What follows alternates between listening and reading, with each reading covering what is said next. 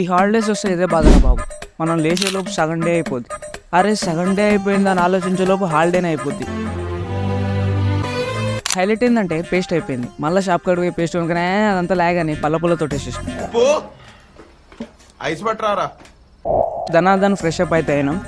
చలో టిఫిన్ చేయడానికి డైనింగ్ హాల్కి వచ్చినాం. మళ్ళీ టిఫిన్ అంటే మీరు ఇడ్లీలు ఉండాలని అనుకోవద్దు. ఇది టిఫిన్ అంటే మత్తు వదిలేరా 2 వచ్చింది, కానీ మనం ఇంకా 1 కానే ఉన్నాం.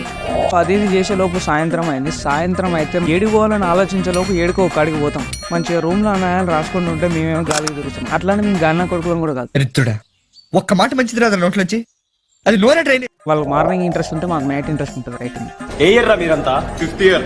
తలా ఒక ప్లేట్ బజ్జీలు తిని ఒక చిన్న దళిపసం తీసుకుని హాస్టల్లో పోయే లోపు స్టిల్ దే ఆర్ వెయిటింగ్. హాస్టల్లో కర్రీ బాగాలేదంటే మళ్ళీ బయటికి పోయి కర్రీస్ తెచ్చుకున్నాం.